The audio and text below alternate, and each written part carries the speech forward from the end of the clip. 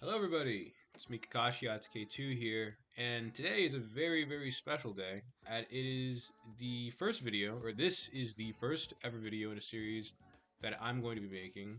I think it'll be pretty helpful for people, newer players at the game at the very least. And the series is going to be dedicated to helping newer players of Control Europe play Control Europe. Control Europe can be a very confusing game for newer players. They don't know what to do. They don't know how to navigate the systems. They don't know any strategy. And all of a sudden they have a 10k tank on their border. And the next 2 seconds of their life are complete torture as the entirety of their nation is wiped away. That's not fun. But hopefully this series can change that about you and make you a little bit of a better player, or maybe you might even find a new way of playing the game, a new strategy of your own. But today is dedicated to one specific strategy, a strategy I think that all newer players should know and try and attempt at least once. It is the Swedish offense or the Scandinavian offense. This is probably one of the strongest offenses in the entire game. One of the stronger openings of the game. The opening is really good for a multitude of reasons, but the biggest one is that by mid-game you have an outstanding, extraordinary position to take on the center of Europe, to take on Central Europe. Great position, wonderfully defended. It is probably one of the best openings for newer game or for new game players, in my personal opinion, at the very least. But before we get into that all, or how to do the actual opening itself, I do want to pose the question on what exactly are you confused about? If you're watching this, you're probably a newer player to the game, or at least I would assume you are. What are you confused about? Let me know. This game can be pretty confusing, and I know that there's a lot of discrepancy about what the best country to play is, or what the good countries to play as a newer player are. Hearing Sweden or any Scandinavian country that, one of the larger ones, so Sweden, Finland, or Norway, like, whoa, these are the countries I should be playing. And yes, I do think that. If you do disagree, please also in the comments let me know how or why you disagree. What are you confused on? What openings do you want to see for what countries you play? What country do you main? And I can come up with an opening for it, or show you the general basic strategy for that opening. But with all that being said, let's get right into it. So, the Swedish defense. The Swedish defense is probably the simplest, or one of the simplest defenses in Control Europe. It's very easy to do. You have a lot of defense, a lot of perks, and again, you just get such an extraordinary position by the end of it. So, as you can see, the focus here is kind of just getting a little bit of a military going. I immediately justify war against Norway. That's very important to do, as the first mission of the Swedish defense is essentially claim the rest of northern Scandinavia. So in this specific example, I'm playing as Sweden, so I'm going to be claiming Norway, and I'm going to try and go and claim Finland. You should be just promised these two countries. If you're anywhere in Scandinavia, nobody's taking Norway from you. And Russia is the only real threat you have up in Finland. You're probably not going to get any trouble there. As you can see here, the rest of the money that I have left over after investing in a 100,000 unit troop, I just go ahead and invest it right back into my cities. So I go to the city panel and I upgrade my cities maybe like once or twice. I think I saw it once. Anyway, so the main idea with the opening is to get a very strong basis. It is very immediately apparent the strength of this opening, and that's that there is literally nobody near you. There is not a single person near you besides Russia. You do have the United Kingdom over to your left there, to the west, they could pose an issue. They probably won't, and that's even if you get somebody in the game that is playing the United Kingdom. In this game, we did get somebody that was playing the UK, but as you'll see later on, I did not have to deal with them basically at all. The other big worry is if you see any kind of movement from Germany going up to, I don't know, maybe they're going up to Denmark. If they go up to Denmark and they're looking like they're going to pounce on the rest of Scandinavia, you should probably maybe start playing a little bit more defensive, build a little bit more troops, and leave them maybe like 1 or 2 troops down in more southern Sweden. But you're also probably never going to see that either. That is like very rare, and also not like it's not good for Germany. Germany doesn't really gain anything even if they were to win the war in Scandinavia. It's a little bit of a stupid move by Germany. But with that being said, that is the strength, the core strength of the Swedish offense. You have so much leeway because nobody is looking your direction. So you get these 2 big, pretty sizable countries for complete free, really easy, and then you get into the second part, the most devious part of the Scandinavian offense, the Swedish offense, and that is the claiming of Russia.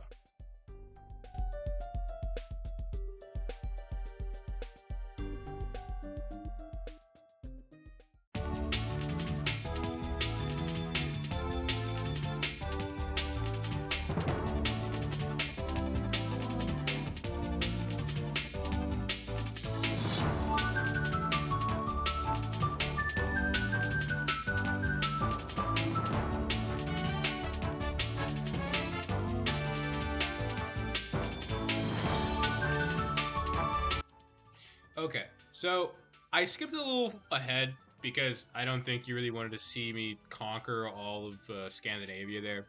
But in case you feel left out and you kind of want to know what happened there, all I did was periodically go back into the city panel and upgrade some cities as much as I can. You'll see right here I got the next tax boost in the technology tree.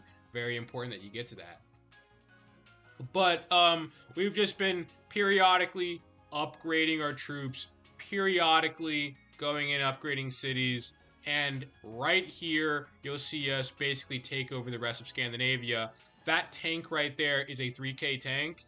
In my personal opinion, it should be around this time, like a little bit before the claiming of the rest of Scandinavia to like the end of claiming all of Scandinavia. You should have the beginnings of a super troop. Super troops are just troops that are about 200k to 1 million unit power. This tank right here is a small little 3k unit, but it will get the job done, and it's very important to get those seeds into the ground as soon as possible. But you saw us previously. We went ahead and justified war against Russia. And we are sitting at a pretty good spot. Our economy is pretty big because we have 3 entire countries added on to the conglomerate of Sweden here. But we also have a very good source of population of workers, of units, because we also, again, have 2 other countries glommed on to Sweden. It's just, like, you see the synergy. You see the synergy. We have a lot to work with here because we have 2 gigantic countries glommed onto an already pretty gigantic country. It should be at this point that you're getting the alliances that you want. It should be at this point that you're beginning to, like I said and showed you, make the beginnings of that super unit. I have a 3K tank, which is about 300,000 units put into it. It should also be at this point that we have what I like to call eyes on Central Europe. You need to have eyes on Central Europe, and what that basically means is you gotta have a country or a position where you can get to Central Europe with your troops in about 5 seconds or less. You'll see by the end of this all what I mean by that specifically and why I think that this is the best position you can possibly get as a beginner game player. But essentially, what we're looking at here now is trying to turn our beginning game into a mid game. The big idea here is to claim Russia in a safe way. There's a few alliances that I'd recommend by this point if you haven't gotten them. A good, Swedish Turkish alliance is always welcome. You both can, at the same time go into Russia and split Russia. Making the claiming of Russia 10 times faster and also 10 times safer, as you have that kind of backup. But on top of that, you should also try and, reach for a Ukrainian alliance. Or if there's somebody in the game that's Belarus, a Belarusian alliance, something that's on the border of Russia, you gotta claim Russia, though. Russia is almost a necessity all the time. There are only very few cases where it's not, and in those cases, you're probably dealing with pros.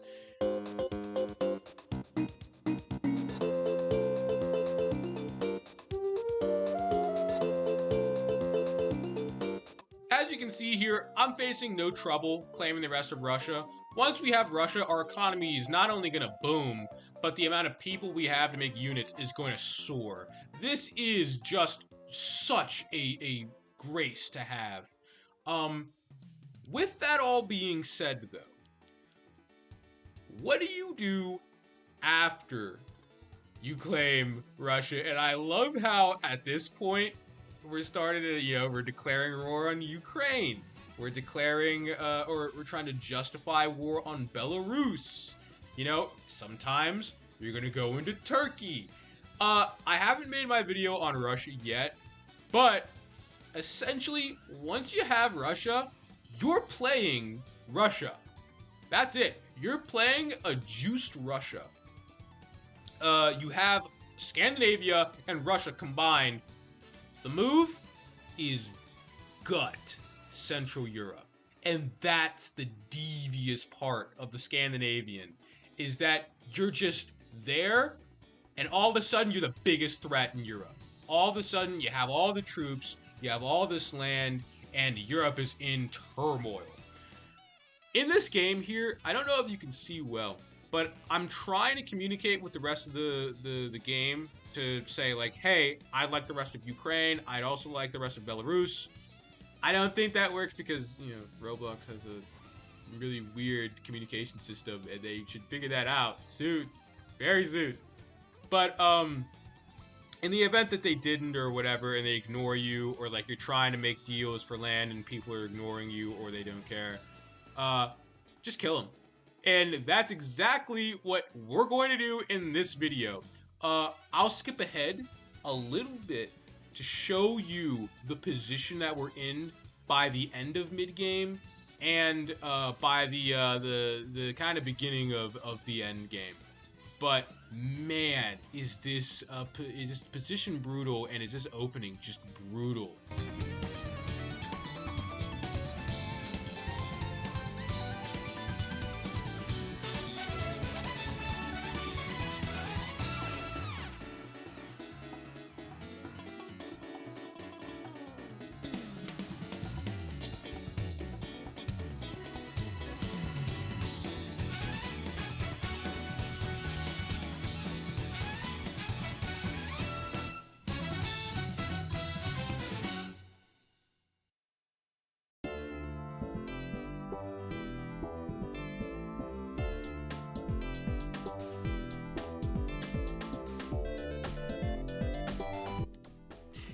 Okay, so I'm going to pop in here right before the big war begins, just to explain a few things, explain the end game, and kind of finish up the video here.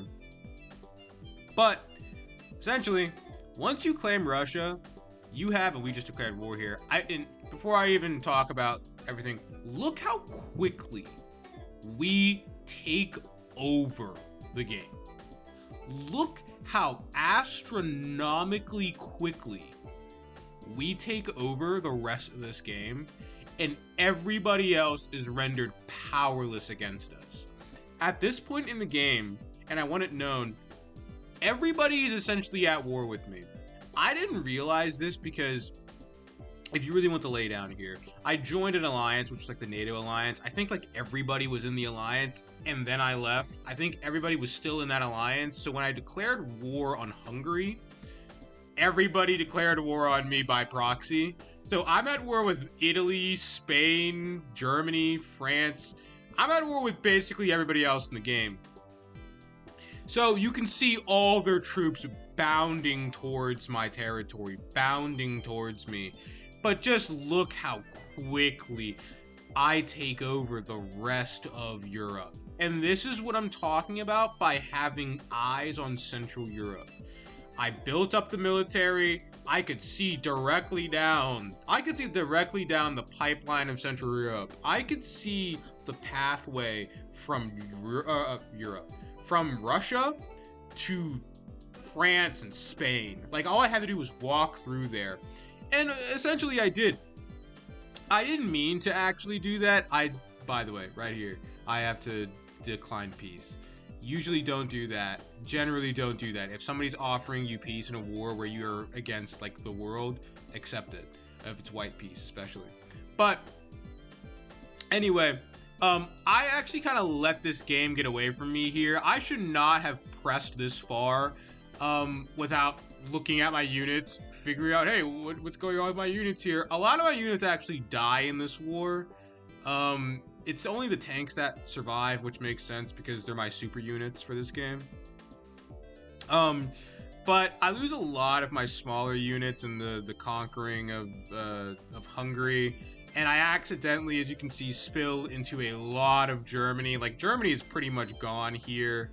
You know, France is over there. Speaking of France, actually, I don't know if you can catch it or caught it, but France is actually doing a little something sneaky over to our right there. I don't know if you can see that or if you saw that before. I might go see it in just a second here. I forget. But France actually did a little sneak attack on Scandinavia as a whole, and I think I go up there now. Now, you'll see my response to that is quite aggressive. This caught me by surprise. Sorry. Caught me by surprise to see 800k units and a 600,000, or well, I guess it's 26k plane in my territory. But notice how that changed absolutely nothing. I'm declining any, you know, offers for peace. I am not only, you know, in Hungary and Germany, but I have Paris. France doesn't have a capital anymore. I'm looking down the barrel at Spain, who's got a lot of troops. Italy did absolutely nothing to help. It's by this time in the game that I think a lot of people are just, they've given up. They have no way of winning. The way of winning is gone. It's just me in Germany now. You may be wondering why France left the game with such a strong position with those 3 units in that plane. And the reason he did is because, simply put, Scandinavia, or Sweden, sucks to invade. You have to go across an ocean. Then you gotta land on Scandinavia, and then start taking the land that is so, like, long and stretchy. And then what do you do once you take over it? Do you go into Russia? That takes way too much time. It's too much of a hassle. Like, France's only option here was to kind of turtle and play a little bit of a French defense over in France, to stop me from moving forward into Europe, into Central Europe. But instead, he makes the plunge of going over to Scandinavia, and that was just the wrong move. So everybody leaves the game. The game is lost. I quickly, so very quickly, since from mid-game to what is considered end-game now, take over the game. You can see all the technologies that I've researched. The economy is just way too big once you claim Russia. I want it to be known here that I have not claimed any of the territory of Hungary or Germany or France yet. I can't claim it because I'm still at war with them.